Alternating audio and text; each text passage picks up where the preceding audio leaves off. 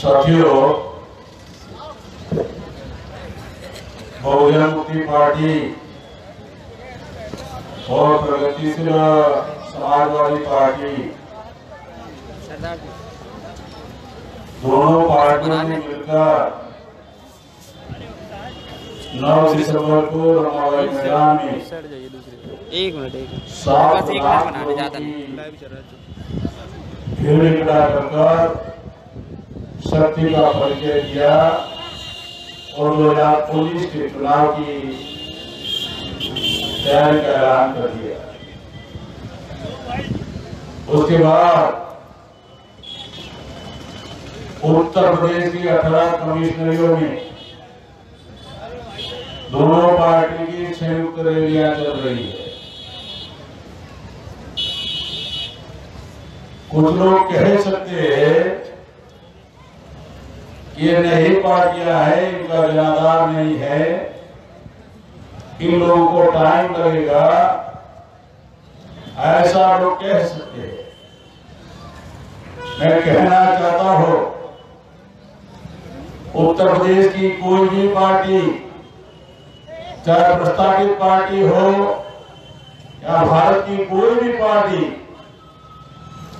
अगर हम लोगों से टकराव किया तो ये तय है हमारे पास होने के लिए कुछ नहीं है, जो नुकसान होगा तो उन्हीं लोगों का होगा। कम से कम प्रगतिशील समाजवादी पार्टी और बहुजन मुक्ति पार्टी के संदर्भ में अगर आपने टकराव की भूमिका किया तो नुकसान आपका होने वाला है। हमारे साथ कोई पार्टी पंगा लेने वाली नहीं। साथियों, 70 साल की आजादी में लगातार चुनाव आते गए, कभी लोकसभा के, कभी विधानसभा के, कभी नगर महापालिका के, कभी जिला पंचायतों के। हर बार लोगों ने वोट दिया कि हमारी समस्याओं का समाधान होगा, और चुनाव के बाद समस्या कम नहीं होती, बढ़ जाती है।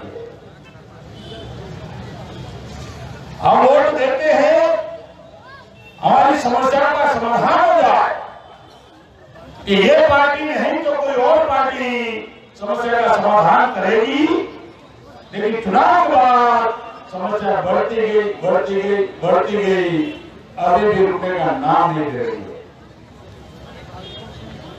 इसी के लिए कोई अगर जिम्मेवार है तो मैं कहना चाहता हूं, हम लोग जिम्मेवार हैं।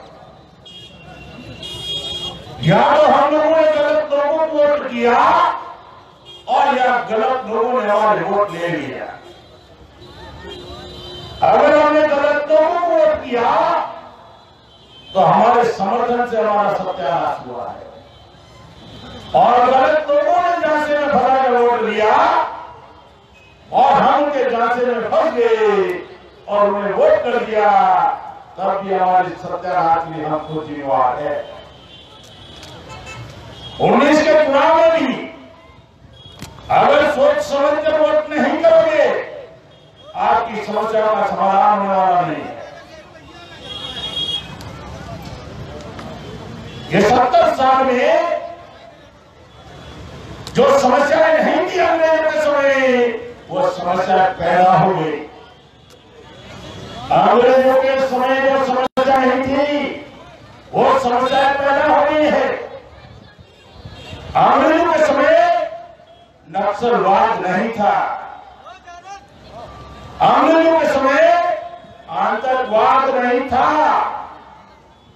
अंग्रेजों के समय भुखमरी नहीं थी, अंग्रेजों के समय किसान आत्महत्या नहीं करते थे, अंग्रेजों के समय 12 करोड़ की नौकरी में नहीं रहते थे, अंग्रेजों के समय 7 करोड़ बेरोजगार बच्चे सड़कों पर नहीं घूमते थे, अंग्रेजों के समय 9 लाख बच्चे मां के पेट में नहीं मरते थे। अंग्रेजों के समय जो बजट था अंग्रेजों ने 27% बजट रखा और वर्तमान सरकार 3% बजट रखती है। जो समस्या नहीं थी वो समस्या पैदा कर दी इस देश में, और उन समस्याओं को गिनाकर नरेंद्र मोदी जी सत्ता पर आए थे। समस्याओं को गिनाकर नरेंद्र मोदी जी सत्ता पर आए थे कि आपकी ये सारी समस्या का समाधान हो जाएगा, और नए तरीके बनाया। उसमें पहला तरीका था SC/ST को 1950 में आरक्षण मिला, पिछड़े वर्ग को 1992 में 42 साल इंतजार करना पड़ा। जो पिछड़ा वर्ग संघर्ष कर रहा था जाति जनगणना के लिए, आरक्षण के लिए, वो नाम उनको देते, वो जाए रखा मंडल कमीशन में कमंडल के नाम पर, और उसके बाद उन्हें कहा आपके पिछड़े वर्ग के आदमी को प्रधानमंत्री बनाते, और हमारे लोग खुश हो गए कि हमारा आदमी प्रधानमंत्री बन रहा है, क्या चाहिए? हमारा आदमी प्रधानमंत्री बन रहा है देश में, और क्या चाहिए? और उन्होंने जितने वादे किए बिल्कुल उसके विरोध में काम किया है।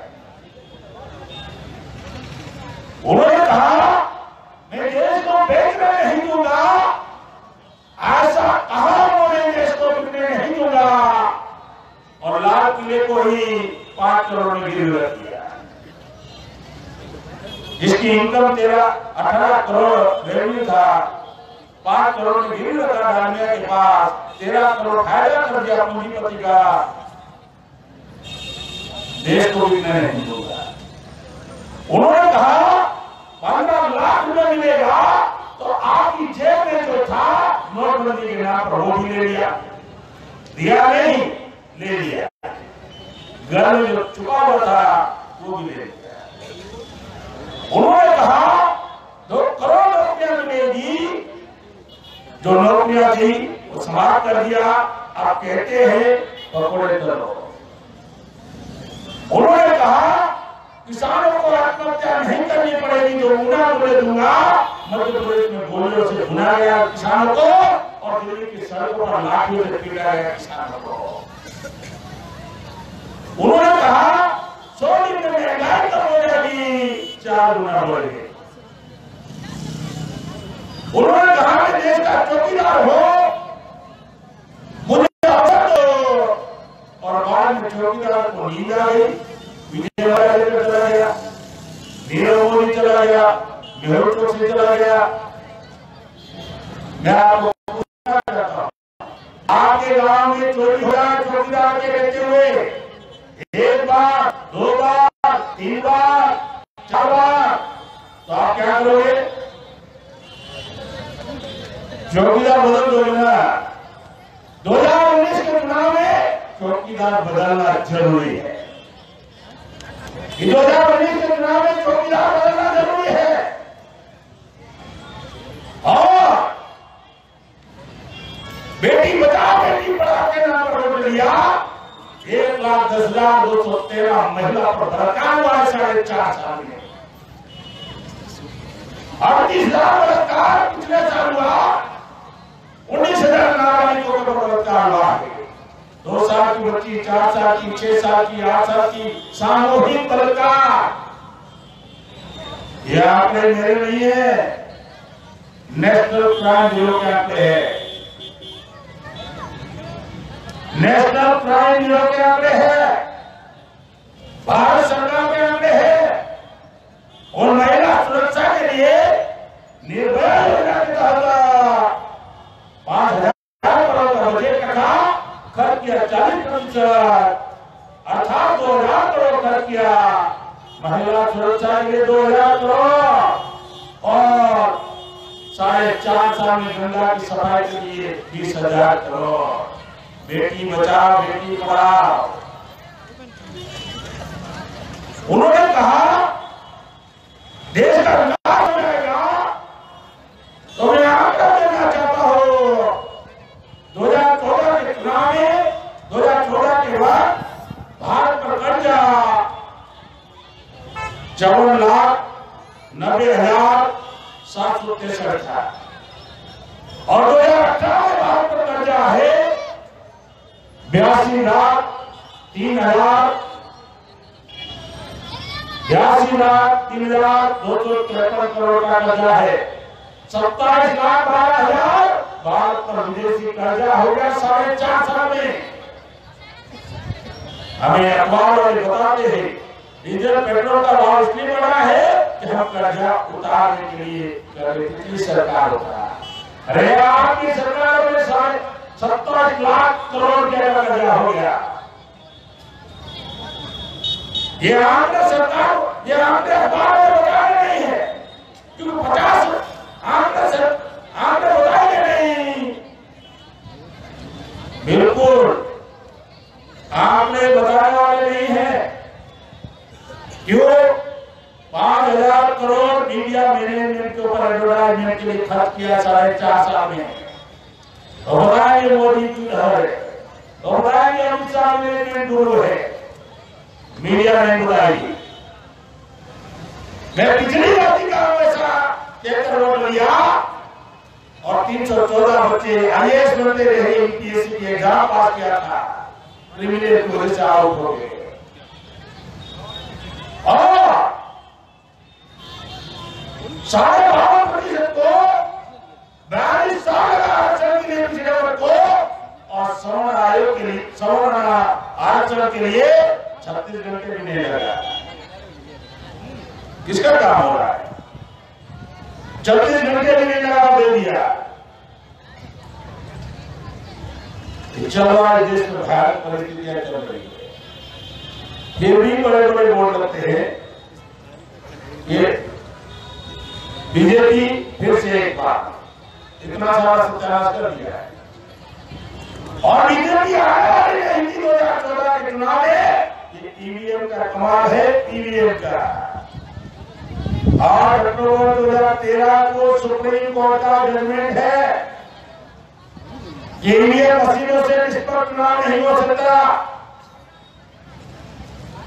सुप्रीम कोर्ट ने कहा ईवीएम मशीनों से निष्पक्ष चुनाव नहीं हो सकता, आपके वोटों की चोरी हो रही है, आसान है चोरी करना। मैं आपको एग्जाम्पल बताना चाहूंगा। रामदेव जी, अगर आपका मोबाइल आपका नंबर मैंने कॉल ड्राइवर पर रखा हुआ है और आप कितनी बार भी मुझे कॉल करेंगे, घंटी कहां बजेगी? जिसको डायवर्ट किया वहां पर उनका नंबर है क्या आपके पास? फिर भी घंटी चल जाएगी। आप 10 बार कॉल करोगे 10 बार घंटी वहां जाएगी, 100 बार कॉल करोगे 100 बार घंटी वहां जाएगी, 1000 बार कॉल करोगे 1000 बार घंटी वहां जाएगी। मोबाइल इलेक्ट्रॉनिक चीज है, आपका कॉल डायवर्ट हो सकता है, तो ईवीएम मशीन भी इलेक्ट्रॉनिक चीज है। अगर आपका कॉल डायवर्ट हो सकता है तो आपका वोट डायवर्ट नहीं हो सकता क्या? इसको भी वोट दो बीजेपी में चला जाता है। ईवीएम की वजह से सत्ता बढ़ा है और सारी पार्टियां कह रही है ईवीएम से नहीं करे तो चुनाव होना चाहिए। सारी पार्टियां कह रही है। उन लोगों को जापान की बुलेट ट्रेन चाहिए, जापान का बुलेट नहीं चाहिए। फ्रांस का राफेल चाहिए, फ्रांस का बुलेट पेपर चल रहा है वो नहीं चाहिए। चाइना का सरदार का स्टैचू चाहिए, चाइना में ईवीएम मशीन नहीं है, बुलेट पेपर है वो नहीं चाहिए। अरे 120 देशों में पाबंदी लगी है ईवीएम पर। जिन देशों में ईवीएम बनी उन्होंने भी पाबंदी लगा दी। Japan, France, Germany, California, Indonesia, तुर्की, यूक्रेन, लंबा इटली, नॉर्वे, पाकिस्तान, वहां कागज के मनो से चुनाव होता है, बैलेट से, ईवीएम मशीनों से नहीं होता है। और हमें कहते हैं 3 देश में 3 तलाक पर पाबंदी है, भारत में क्यों नहीं होना चाहिए? तो मैं कहना चाहता हूं 120 देशों में ईवीएम पर पाबंदी है, भारत में क्यों नहीं होना चाहिए? 120 देशों में ईवीएम पर पाबंदी है।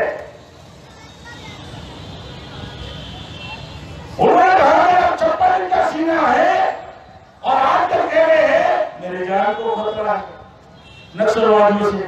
अरे भैया 56 का सीना है, ब्लैक कमांडो है, पूरा तामझाम आपके साथ है और आप खुद ही के भारत का प्रधानमंत्री कह रहा है मेरे जान को खतरा है,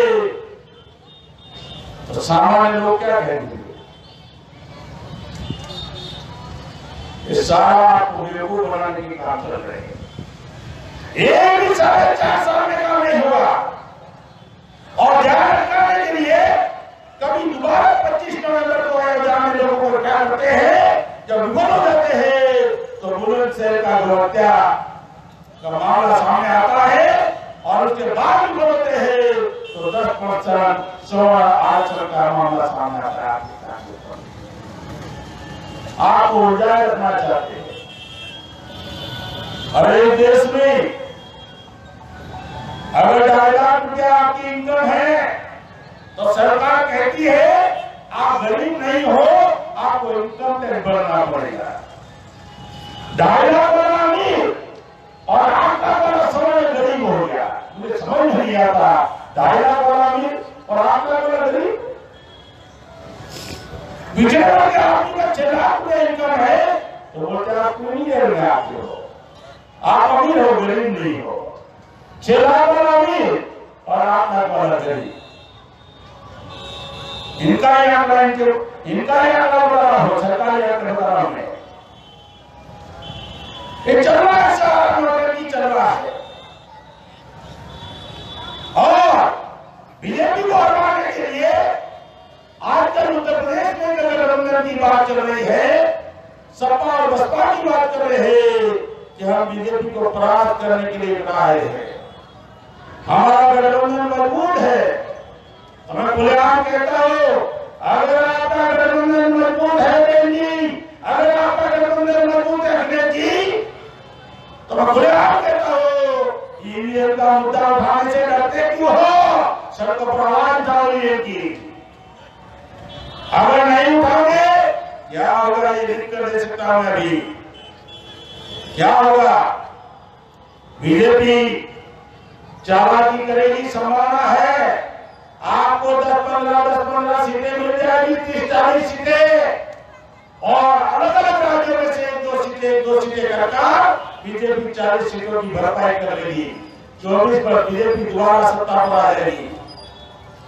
बिग बाजार में गए हो, कभी मॉल कॉम्प्लेक्स में गए हो, किसी चीज पर डिस्काउंट होता है, मालूम है? 60% डिस्काउंट, 80% डिस्काउंट होता है ना, और उसकी भरपाई दूसरी चीजों से हो जाती है। उनका नुकसान नहीं हो रहा है। अगर आप बीजेपी को परास्त करना चाहते हो, ईवीएम का मुद्दा उठाओ। क्यों डर लग रहा है ईवीएम से? हमें डर नहीं लग रहा है, आपको डर किस बात का लग रहा है? आपने तो कहा था हर 11 अप्रैल को काला दिन मनाया जाएगा, आप क्यों नहीं मना रहे हो? क्यों डर रहे हो? जो पार्टी ईवीएम का मुद्दा नहीं उठा रही है, समझ जाना बीजेपी को सत्ता में लाना चाहती है। और मुसलमान लोग कहेंगे कि बीजेपी को हराने के लिए हमें गठबंधन के साथ जाना है। ईवीएम होते हुए आप बीजेपी को हरा नहीं सकते। 19 राज्यों की 16 साल से एक भी मुस्लिम सांसद नहीं बना है। गुजरात में नहीं बना, राजस्थान में नहीं बना, हरियाणा में नहीं बना, पंजाब में नहीं बना, चंडीगढ़ में नहीं बना, मध्य प्रदेश में नहीं बना, हिमाचल में नहीं बना, छत्तीसगढ़ में नहीं बना, उत्तरांचल में नहीं बना, गोवा में नहीं बना। लंबा लिस्ट है मेरे पास। 19 राज्यों में एक मुस्लिम एमपी नहीं बनाई, ये कमाल है। जहां मुस्लिम आबादी है ना 40-50% वहां बीजेपी सीटें लगेगी। अगर कोई पार्टी बीजेपी के विरोध में नहीं बोलती, समझ जाना बीजेपी आपके सर पर मंडरा रही है। अगर बीजेपी का बंदोबस्त करना चाहते हो, ईवीएम का मुद्दा उठाओ। और आप कहते हो शिवपाल जी बीजेपी का एजेंट है, आप शिवपाल जी को आरोप लगा रहे कि बीजेपी का एजेंट बीजेपी ने प्रेरित किया है, तो शिवपाल जी तो ईवीएम का मुद्दा उठा रहा है बीजेपी के विरोध में, आप नहीं उठा रहे हो, तो आप किसको बचाने का काम कर रहे हो? आपने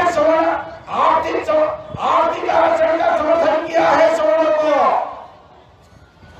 अरे इस देश में आरएसएस का भागवत कहता है आर्थिक आरक्षण होना चाहिए सवर्णों को, बीजेपी कहती है आर्थिक आरक्षण होना चाहिए, कांग्रेस कहती है आर्थिक आरक्षण होना चाहिए, और सपा भी कहती है आर्थिक आरक्षण होना चाहिए, और बहन भी बीएसपी भी कहती है आर्थिक आरक्षण सवर्णों को मिलना चाहिए। तो मेरा सवाल है कि आरएसएस और बीजेपी का एजेंडा और आपका एजेंडा एक कैसे हो गया? जो बात भागवत कहते हैं, जो बात बीजेपी कह रही है, वही बोली आप बोल रहे हो और एजेंट स्वीकार कर रहे हो। जो भागवत बोल रहे हैं आरएसएस के, जो बीजेपी बोल रही है, वही बोली आप बोल रहे हो और एजेंट स्वीकार को बता रहे हो। अरे सिपाही जाति जनगणना की बात करें, जिसकी इतनी संख्या, उसकी इतनी हिस्सेदारी, जाति जनगणना की बात कर रहे, 100% आरक्षण की बात कर रहे, आपका तो मजबूत गठबंधन है ना, तो उदाहरण क्यों नहीं उठा रहे हो? कौन मना कर रहा है? आपको क्यों डर लग रहा है? ये उठाने वाले नहीं है, ये उठाने वाले नहीं है, और बीजेपी को दोबारा सत्ता पर लाकर खड़ा कर देंगे। इससे क्या होगा? आपके बच्चों का भविष्य खत्म हो जाएगा, आपके बच्चों का भविष्य खत्म हो जाएगा। अरे 40 साल पहले गरीब मजदूर माँ बाप ने इस समाज में डॉक्टर बनाया, इंजीनियर बनाया, पढ़ाया। आज डॉक्टर बनाना हो 1 करोड़ रुपया चाहिए, इंजीनियर बनाना हो आपके बच्चों को 50 लाख रुपया चाहिए। है क्या ये बैठे हुए लोगों का 50 लाख रुपया 1 करोड़? बढ़ने वाला कमाने वाला नहीं है। आपका एजुकेशन खत्म हो रहा है और बच्चे की पढ़ाई बेहतर हो रही है, सरकारी स्कूल में भी प्राइवेट हो रही है, और बच्चे को बगैर परीक्षा की डिग्री दिलाकर पास करते हैं, आगे जाकर बच्चा फेल हो जाएगा और बाद में कहते हैं इनके पास मेरिट नहीं है। आपका आरक्षण समाप्त हो रहा है, आपकी पढ़ाई लिखाई खत्म हो रही है, आपकी नौकरियां खत्म हो रही है, और आपके पास जो थोड़ी बहुत जमीनें थी वो भी दुनिया दिनन के नाम पर जब्त हो रही है। आदिवासी जमीन नहीं देता है तो बोलता नक्सलाइट है। लाओ डॉक्टर को, लाओ बिल्ला को, लाओ अमानी को, 1 किलोमीटर में जमीन आपको मिले और 1 किलोमीटर में जमीन। ये चल रहा है देश में। आपकी जमीन संपत्ति खत्म है और लोग का अधिकार का वो भी समाप्त होने वाला है।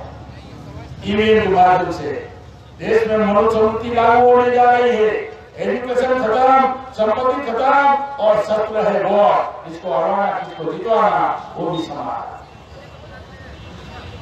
देश में मनुस्मृति लागू होने जा रही है और हमें कहते हैं कि आप मुसलमान तुम्हारे दुश्मन है। 70 साल में सरकार तुम लोगों ने बनाई, नीतियां तुम लोगों ने बनाई, संविधान को चौड़ा कर चलाया जा रहा है, 56 इंच के सीने वाला बोल नहीं रहा है, और हमें कहते हैं कि मुसलमान तुम्हारी खतरा है, मुसलमान तुम्हारा दुश्मन है।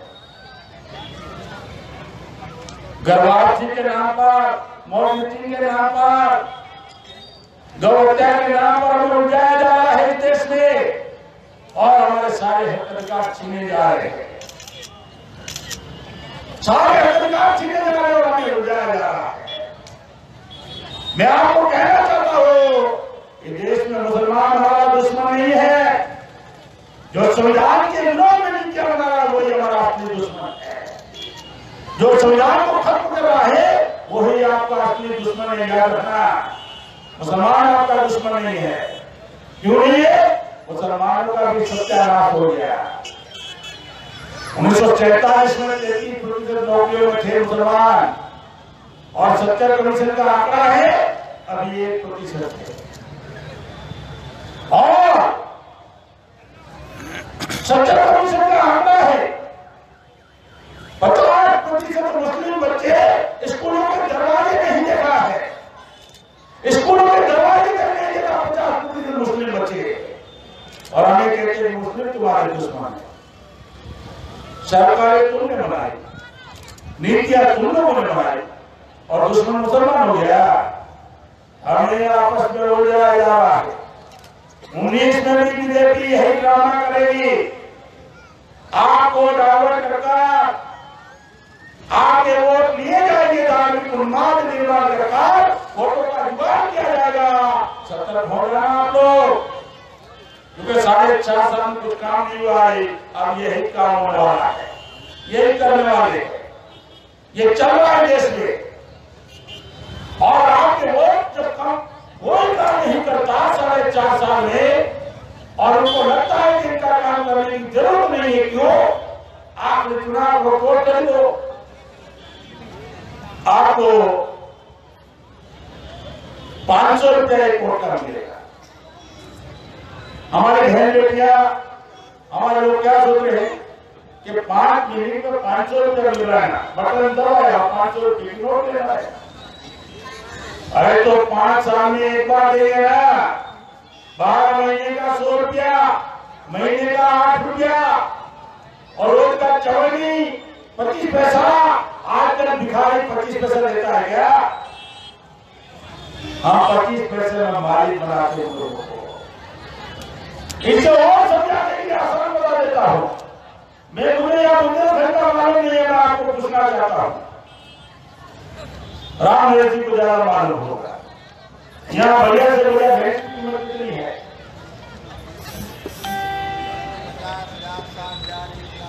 1 लाख रुपया भैंस की कीमत। गाय की कीमत कितनी है?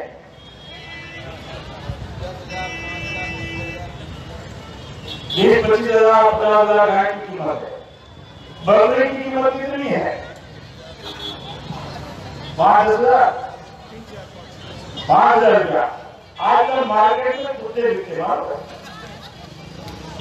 कुत्ते की कीमत कितनी होगी? कम से कम 4-5 हजार। और चुनाव में हमारे लोगों की कीमत कितनी होती है? भैंस की कीमत 1 लाख रुपया, गाय की कीमत 50,000, बकरी की कीमत 10,000, कुत्ते की कीमत 2-3-4 हजार और हमारी कीमत कितनी होती है? कितने? 500 ज्यादा हो गया। आजकल वो चल रहा है क्या बोलते हैं बुंदेलखंड में? बउआ, थरा कितनी कीमत है? हाँ, पीने वाला आदमी बताओ, सही बताएगा कितनी कीमत है? आगे सही बता रहा, 50 रुपया। 50 रुपये में आप लोग मालिक बनाते हो 5 साल। वो एक बार शराब पिलाएंगे, 5 साल आपके बच्चों का खून पिएंगे, याद रखना। एक बार शराब पिलाएंगे, 5 साल आपके बच्चों का खून पिएंगे और जब वो खरीदे जाएंगे और चुनाव जीत जाएंगे, उनके पास जाओगे और कहोगे कि आप हमारा काम क्यों नहीं करते हो? वो कहेगा क्यों करोगे आपका काम? तो आप कहोगे हमने आपको वोट दिया था। तो सांसद कहेगा मुहर में दिया था क्या? पैसा नहीं दिया था। आपके मुंह पर कहेगा कि आपने मुहर में वोट दिया था क्या? पैसा नहीं दिया वोट का। क्या जवाब दोगे? तो जवाब है, आप कहोगे कि हमने तो हमारे समाज की पार्टी, बहन जी की पार्टी समझ के वोट दिया था, अब आपको बहन जी का कैबिनेट समझ के वोट दिया था, आप हमारा काम क्यों नहीं करते हो? तो कह देगा आपकी बहन जी ने मुहर में गिर दिया था क्या? पैसा नहीं दिया था, मुहर में गिर मिली है क्या हमको? इसका पैसा तो पहले ही मैंने दे दिया, आपके वोटों का पैसा है। 2019 का चुनाव इस देश के संविधान को बचाने का चुनाव है। 2019 का चुनाव लोकतंत्र को बचाने का चुनाव है। 2019 का चुनाव भारतीय प्रजातंत्र को बचाने का चुनाव है। 2019 का चुनाव आपकी आने वाली पीढ़ियों को बचाने का चुनाव है। अभी भी आप धोखे में रहोगे, आपका सत्यानाश हो जाएगा। और अगर सत्यानाश हो गया तो जिन महापुरुषों ने हजारों साल अपने परिवारों का अस्तित्व खत्म करके आपको दिया था, वो आप बचा कर नहीं देते। आप महापुरुषों की कुर्बानी, हजारों साल की कुर्बानी जाया चली जाएगी। 2019 के चुनाव में संविधान को बचाना है। याद रखना अवसर है आपके पास, इस अवसर को गंवाना मत। अभी तक आपके पास विकल्प नहीं था, अब आपके पास विकल्प है। प्रगतिशील समाजवादी पार्टी और बहुजन मुक्ति पार्टी बहुत बड़ा विकल्प है आपके पास पूरे भारत में। आप लोग हम ये लड़ाई लड़ना चाहते हैं भारत के संविधान को बचाने के लिए, आने वाली पीढ़ियों को बचाने के लिए, लोकतंत्र को बचाने के लिए। ये लड़ाई लड़नी चाहिए या नहीं लड़नी चाहिए? ये लड़ाई लड़नी चाहिए या नहीं लड़नी चाहिए? ये लड़ाई लड़नी चाहिए या नहीं लड़नी चाहिए? अगर लड़नी चाहिए तो साथ दोगे, समर्थन करोगे। अगर समर्थन करोगे तो मैं आपसे अपील करना चाहता हूं, यहाँ आए हुए लोग कम से कम अपने 25 परिवारों तक इस मैसेज को पहुंचाए, इस संदेश को पहुंचाए। इस आशा और विश्वास के साथ आपने मुझे धैर्यपूर्वक सुना, शांतिपूर्वक सुना। मैं आपका आभारी हूं। धन्यवाद। जय हिंद।